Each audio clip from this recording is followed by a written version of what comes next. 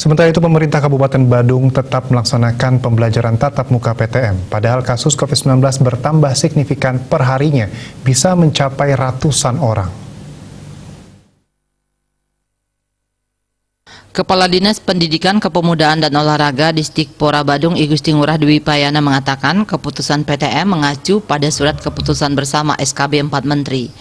Menurutnya pelaksanaan PTM 100% di Kabupaten Badung tetap berjalan. Ini karena belum ada kebijakan melalui SKB 4 Menteri terkait pembatasan PTM.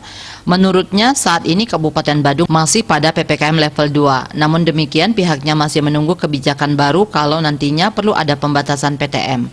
Sejauh ini pihaknya masih menggelar tracing rutin dengan mengambil sampel 10% dari guru dan siswa di sekolah. Hanya saja ia tidak menyebutkan berapa sekolah yang sudah di tracing. Untuk pelaksanaan tracing ini mengikuti jadwal puskesmas karena tenaga kesehatan juga terbatas. Guna meminimalisir adanya penularan COVID-19 di lingkungan sekolah, mantan Kabag Pengadaan Barang dan Jasa ini menegaskan telah bekerja sama dengan Dinas Kesehatan untuk menerjunkan tim tracing yang ada di setiap puskesmas. Pihaknya berharap agar semua pihak dapat bekerja sama seperti orang tua siswa, guru, komite sekolah untuk memastikan tidak ada lagi siswa yang tertular COVID-19. Dwi Payana berharap seluruh pihak dapat selalu waspada terhadap penularan COVID-19. Bahkan pihaknya meminta untuk memperketat protokol kesehatan prokes. Seperti dalam pelaksanaan PTM, jika luas kelas tidak memungkinkan untuk seluruh siswa, pembelajaran dilakukan sebanyak 2 sesi.